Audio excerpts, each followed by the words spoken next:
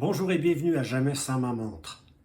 Lorsque vous pensez à une montre d'inspiration militaire comme moi, vous pensez sans doute à une Hamilton Khaki, aux Fliegers de type A ou aux Fliegers de type B, toutes inspirées des montres des soldats et aviateurs de la Deuxième Guerre mondiale. Vous pourriez aussi penser aux montres des GI américains envoyés au Vietnam.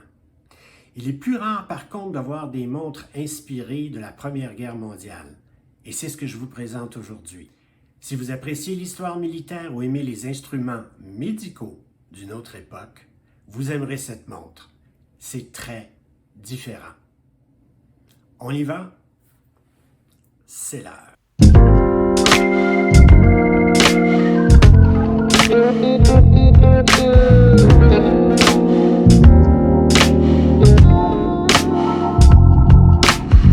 Proposé par la compagnie Vario, une micro-marque de Singapour bien connue pour ses bracelets et accessoires, dont je vous ai déjà parlé dans la vidéo sur la Casio G-Shock Carry. Derrière Vario, il y a Ivan, un designer d'expérience, amateur de montres bien sûr, et sa conjointe Judy.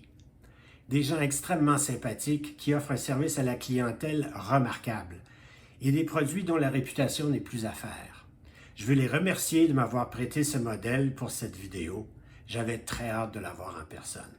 La Médic est un hommage très fidèle aux premières montres que les hommes ont portées au poignet au siècle dernier. Il faut se rappeler qu'à l'époque, les hommes portaient des montres à gousset et seules les femmes portaient des montres au poignet. Et si vous voulez en savoir un peu plus, voici le lien de la vidéo de la Flieger de la marque allemande Aristo, dans laquelle j'ai relaté un pan de l'histoire des montres militaires. La particularité de cette Médic est qu'elle était destinée aux infirmiers, ambulanciers et médecins de guerre, car elle affiche un pulsomètre, une fonction utile pour prendre le pouls d'un patient. L'invention date des années 1700 et vous verrez sur ce type de montre une graduation soit de 15 ou de 30 secondes. Ici, celle-ci est de 30 secondes. On a simplement remplacé le tachymètre par un pulsomètre. D'autres marques ont repris cette fonction. On peut penser au Longines Héritage, à Lange & Söhne et Montblanc, qui ne sont bien sûr pas au même prix. Si c'est votre première fois ici, mon nom est Léon, je suis de Montréal et je présente des montres abordables pour toutes les occasions. N'oubliez pas de vous abonner, de donner un like à la vidéo et de laisser des commentaires, car ça m'aide beaucoup à continuer. Et merci.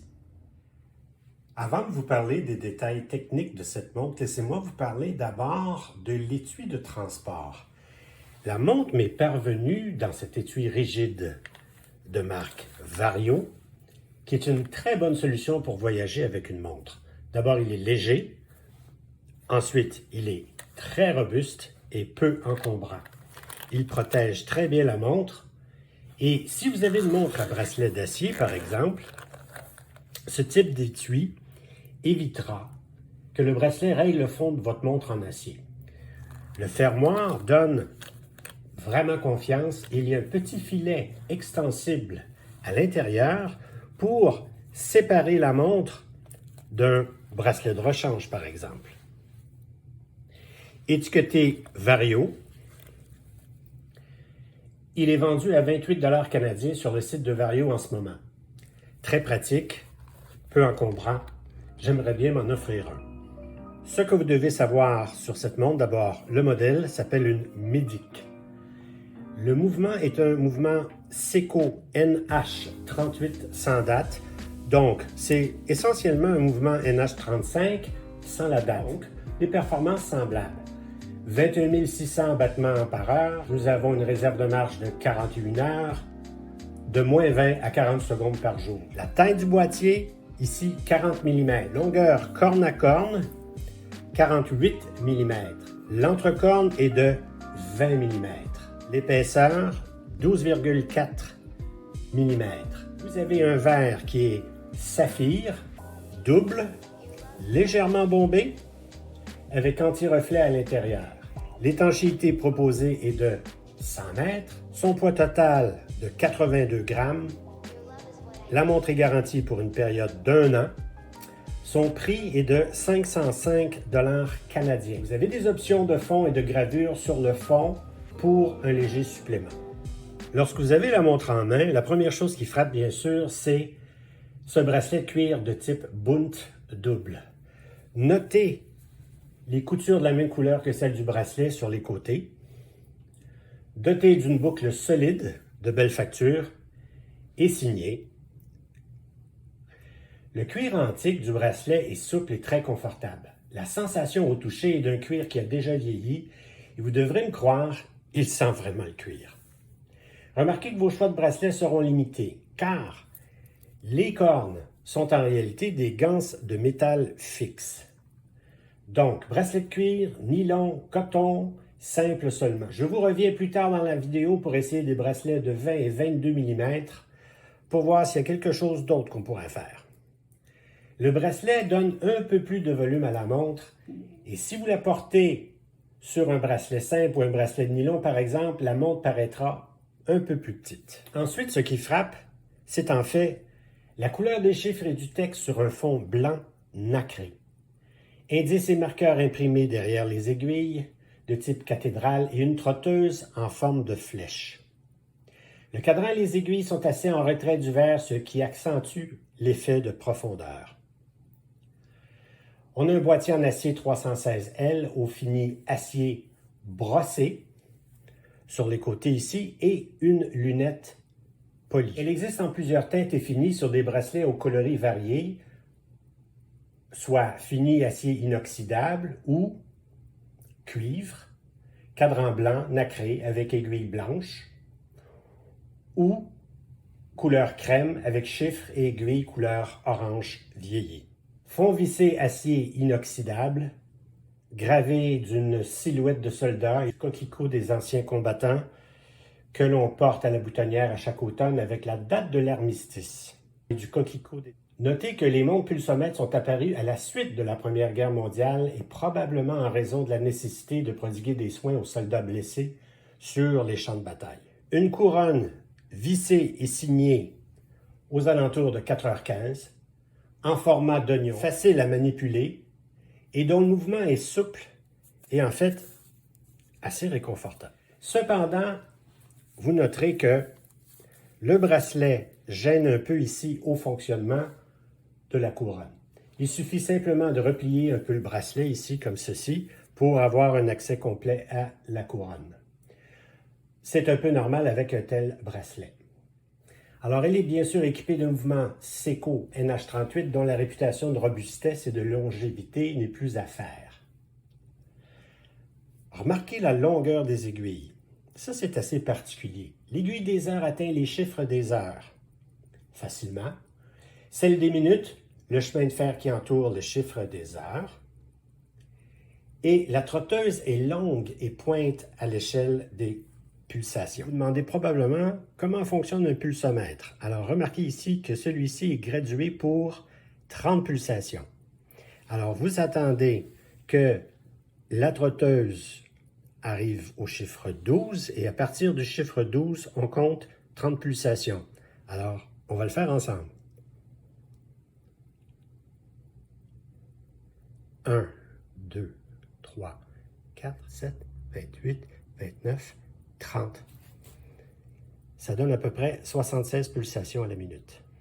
Alors au poignet, c'est très confortable, bien sûr, à cause du bracelet Bund. Maintenant, vous noterez ici que si vous avez un poignet un peu plus fort que moi, vous allez probablement trouver le bracelet un peu court. Alors, il y aurait peut-être lieu d'avoir quelque chose d'un peu plus long si vous avez un poignet de plus de 180 mm, par exemple. Mais sinon, extrêmement confortable, bien sûr, beaucoup de volume parce que, un bracelet double de style Bund, mais sinon, très confortable. Cette montre, évidemment, offre une très bonne lisibilité. Les aiguilles de style cathédrale, les chiffres très visibles, le fond blanc nacré. Pas de difficulté ici, même s'il y a quand même pas mal d'écriture sur le pourtour du cadran. Quant à la luminosité dans le noir, les chiffres et les aiguilles ont été enduits de Super Luminova C3. Et vous avez ici à gauche une Citizen Nighthawk pour référence. C'est quand même pas mal, mais il y a toujours un compromis. À chaque fois que vous aurez des chiffres qui ont été vieillis artificiellement, alors soit avec une espèce de peinture jaune ou orangée, il y a toujours un peu un compromis à faire. Mais c'est acceptable. Quant au bracelet, vos choix sont quand même assez limités. Je me suis permis d'enlever le bracelet double en dévissant son rivet pour le détacher de sa partie la plus volumineuse qui nous laisse en fait une sangle de cuir très simple. Alors au poignet, vous remarquerez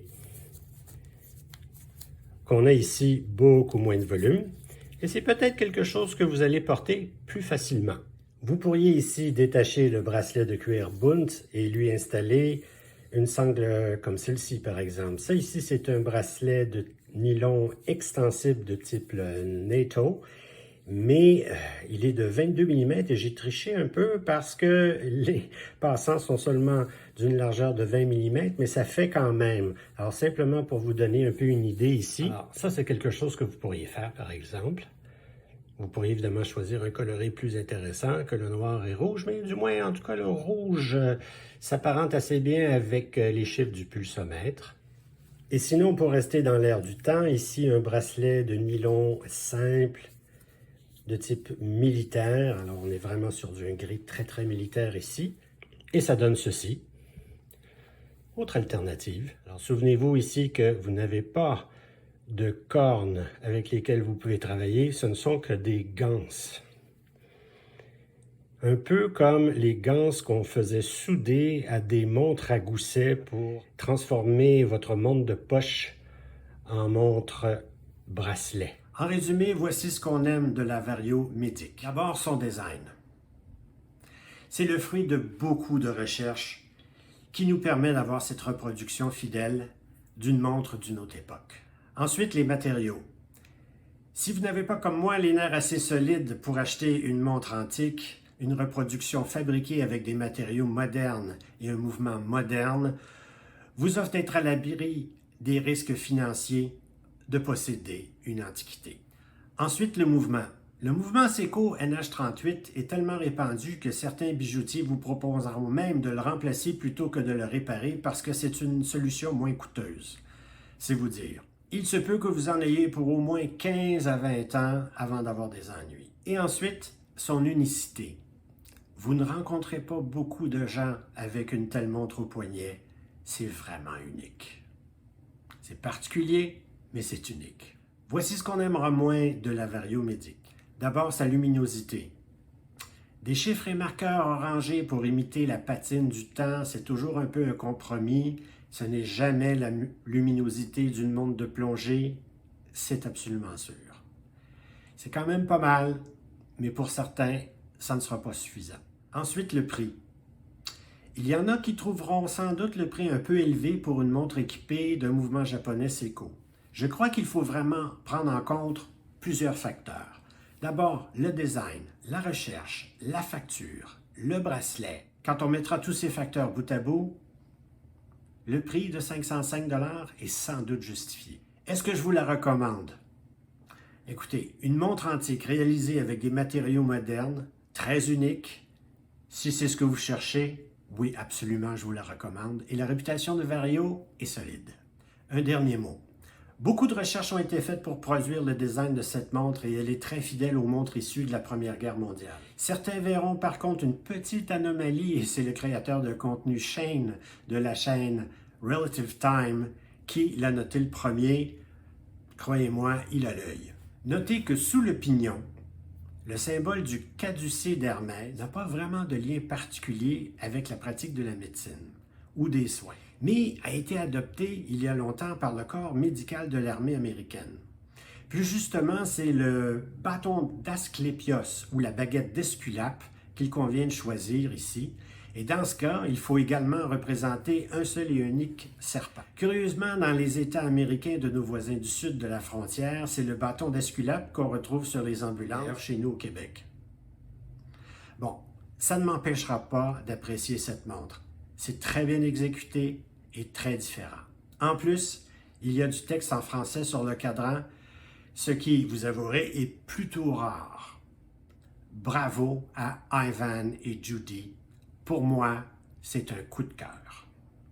Si j'avais d'autres recommandations à vous faire pour des montres de tranchée, il y en a une autre proposée par la marque Vario, la Vario 1918. J'ai mis un lien dans la description si vous voulez voir cette autre version un peu différente, offerte en 37 ou en 40 mm à un prix semblable sur même type de bracelet, mais cette fois-ci avec un mouvement Miyota 8215. Profitez-en aussi pour voir le choix de bracelets, de boîtes et d'accessoires pour vos montres. Je vous invite aussi à voir la vidéo de la Flieger de la marque Aristo, une montre d'aviateur inspirée des montres des pilotes allemands de la Première Guerre mondiale que vous allez trouver juste ici. Merci d'être resté jusqu'à la fin et n'oubliez pas de vous abonner, de donner un like à la vidéo et de commenter.